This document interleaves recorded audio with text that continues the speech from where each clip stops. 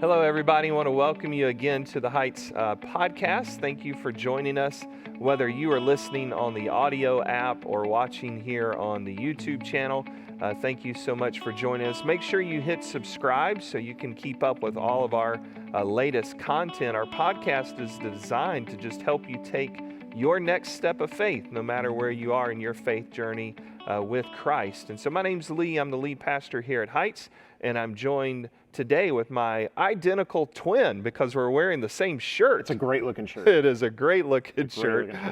Our associate pastor, Matt Hogan, who is our pastor of worship and media here at Heights. And so, Matt, what we want to do the next couple of weeks is to talk about our four purposes of our church. Sometimes I use the word purpose and value interchangeably, but the nerdy people who write the books say that those really aren't interchangeable terms, but I make them interchangeable. There you go.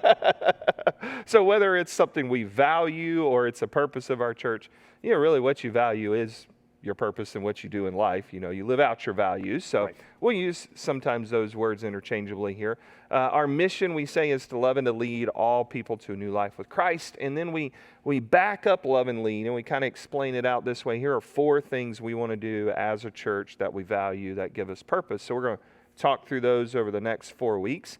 And just, you want to lay those out for us real quick, what the four are? Well, shoot, man, is this a pop quiz? It's a pop quiz.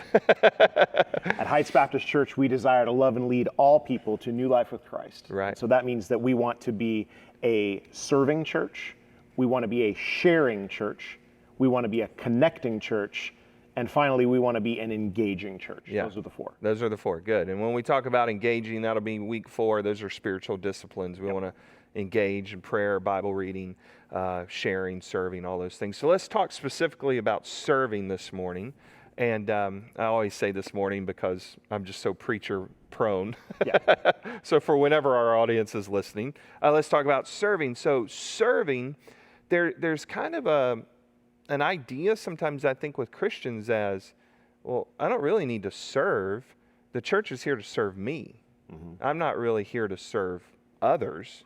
That sometimes Christians can get in a mentality of, I come to church to be fed. Right. This relationship I have with Jesus is, he's kind of the one up there that gives me what I want down here. And what would you kind of say to that? If we want to talk about being a serving church, how would you help that person along? Well, I would say that's not something that people say out loud. Right. Right. I mean, but it is an attitude I think that creeps in. Yeah. And especially in the culture that we live in today, where being a part of a church is like one more organization that you're a part of. So I think there could be a temptation to kind of treat it like some kind of your relationship with a church shouldn't be the same as your relationship with the Chamber of Commerce or a sports league or a gym membership. Right. So there's It's different good. ways in which it's different. In the Gospels, Jesus says, for the Son of Man, that was Jesus, how Jesus referred to himself, Right. came not to be served, but to serve, Right. and to give his life as a ransom for many. So one of the main things that we exist as the body of Christ to do is to serve one another and Right. to serve our larger community. Yeah, that's good. And then, you can think of John 13, Jesus washing the disciples' feet. He says, I give you an example of service. Paul talks, was it Philippians 2, 5 through 11? Christ left heaven, came here, served. So we see a lot of examples in the Bible of being servants, and so it's not always I'm here as a Christian just to take or to receive, I'm to give, I'm to serve. And so one thing we talk about here is the way God has placed churches, and there again, I think sometimes we get this backwards, is God, I believe, places churches where he places churches and Christians in churches to help make the city and the people around them better, Yes. not just to make the church bigger. Right. And so how would we kind of encourage our people to think maybe a little differently on that? I mean, I think you want to be really proactive and intentional about ways that you can connect with the community around you. It's good. How can we be, the examples that Jesus gives in the gospel is being salt and light. Right. In your community. We want a city on the hill. Yeah. We want to be people that shine the light of Jesus everywhere we go. We want people to look at us and say, wow, that's what it means to follow Jesus. I want that. Mm-hmm. And so that means that, just looking for opportunities to build relationships and help out wherever we can. Right. I think one of the kind of paradigm shifts we need to understand as believers is that church is not something that happens for an hour on Sunday. Mm-hmm. I think we can sort of get into this mindset where church is that thing that I do on Sunday morning, and right. I do it faithfully. Yeah. And I go to life group, and I go to worship service, and I do that. But then the rest of the week, I'm serving I'm doing family stuff, and I'm doing job stuff, and and so it's like, think about how are you engaging your city, how are you engaging your community for the gospel the rest of the week, Monday right. through Saturday. Yeah, no, that's good. And you think about your time, what you could give. I try to encourage people when I get into more personal conversations with folks is, think about where you are during the week and how you could serve maybe a neighbor. Maybe it's somebody just taking a meal, to somebody who's had surgery. I mean, that's serving, helping out at a food bank, or, maybe when your schools start opening back up to visitors, you can, serve in the school. So, kind of look out and see what the city's already doing. Right. And just be there where you already are. Yeah. And to think, okay, I'm serving here. But we also want to serve at our local churches. Right. Yeah. So, that's another very important part. That's a very important part. But sometimes I think we disconnect the two. Like, okay, I just serve at my church, but I don't serve in my community. We're like, well, no. I mean, God has you there also. At your work, how you could serve a coworker. I mean, maybe they've had surgery, or you're serving them in prayer, or just find, like you said, find those ways where you already are, and then it doesn't feel like I'm adding all this stuff. Right. Where we all have that burden of time. We're like, oh, I can't add one more thing to my plate. Well, actually just look at where you are in your daily rhythms and kind of say, oh, Fred needs a meal. Well, right. I'll go take Fred. I usually use Bill as an example, so I've switched it to Fred. That's awesome. Usually when I'm preaching, I have to think through, if I'm saying a name out, I'm like, does that person exist in our congregation? So. It's an important thing to kind of recognize, is the importance of being able to serve both inside and outside right. of the local church, because I think I would say in the age before COVID, I think we were trying to be very intentional about the idea of as a church, let's have an outward focus. Right. Let's be engaging the community around us. Let's be interacting with people who don't know Jesus. Let's be shining that light into them. And then of course, the COVID happened. Right. And so things, there weren't necessarily a lot of opportunities to do that.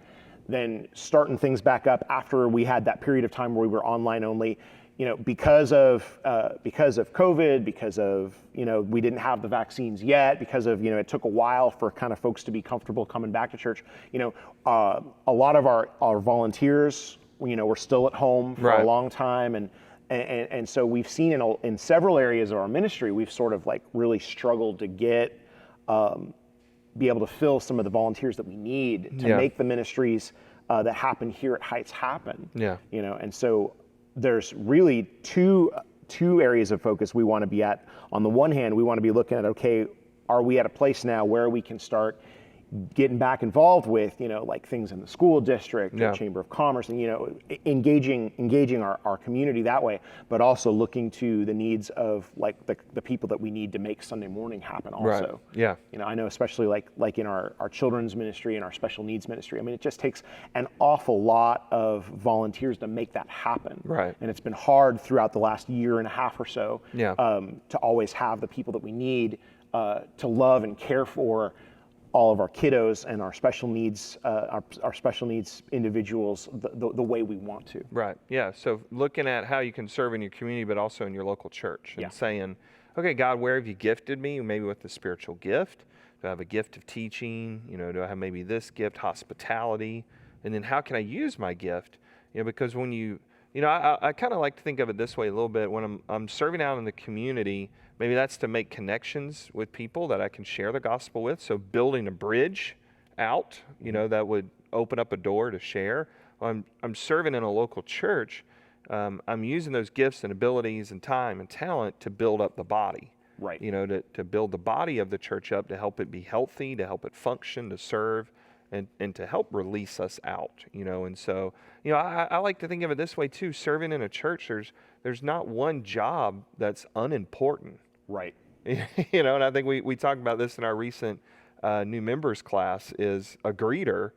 You may say, well, I'm just a greeter. I hold the door open. Well, the greater majority of first-time guests make their mind up if they're coming back a second time within 10 minutes of being on campus. So the first people they see are greeters. Yeah. So that's a very important, it's not just holding the door open. You're the front line. So before you play or I preach, the majority of first-time guests have already decided if they're coming back. It's really interesting. My mom goes to a very, very big church, and she lives in Southern California.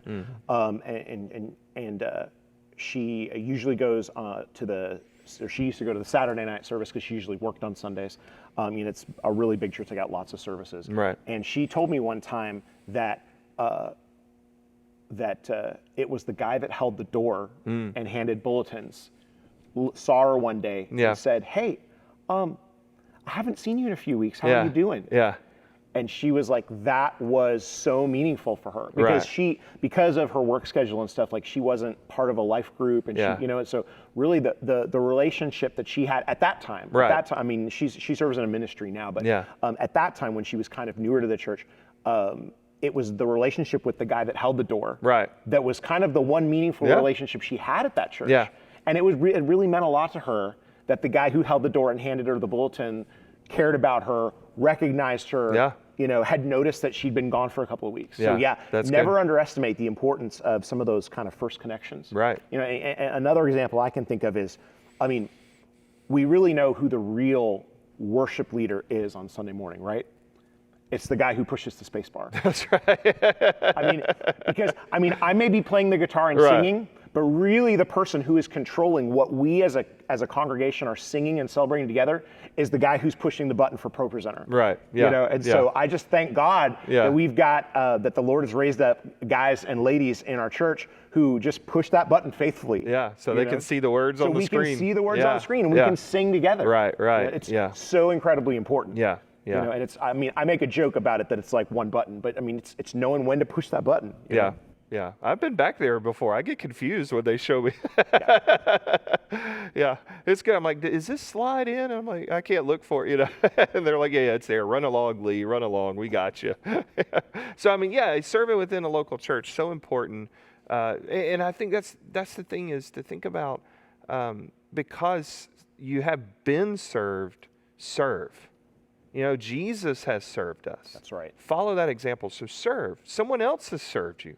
Serve. And when we, sometimes make a joke of that, is somebody turned the ACs on for you today. Like somebody did that for you. So when you got here, we weren't all sweating.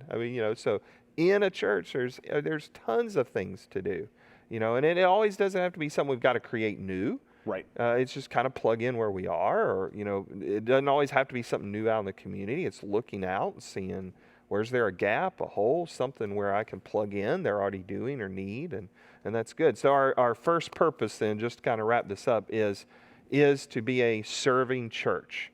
Not to serve to, make our church bigger, but to make our community better. Right. Because when we look out in our community, in our world, we see that there are all kinds of issues and problems, and we believe the final solution to all of those is the gospel. Right. The gospel changes people's lives, and so we want to get that out as best we can. So next time we're going to talk about what's the next S? The sharing church. The sharing church, yeah. So we'll kind of build on top of that. Talk a little bit next time about sharing. So I want to thank you so much for joining us today on the podcast. If you're in our area, we'd love to worship with you in person on Sunday mornings at 9 a.m. or 10:30 a.m. If you're out of the area, you can join us online as well on our live stream on Sunday mornings, 9 a.m., 10:30 a.m. as well. Make sure you subscribe to the podcast so you get all of our digital content updated for you. Go to our website, heightschurch.org, and learn a little bit more about us. If you're new with us, we've got events coming up, Equip group classes, which are our short-term Bible studies coming. You can find all that information under the registration tab there. So we would love to be able to come alongside of you and just help you take that next step of faith. And so until we see each other again, I hope you have a great week, and God bless.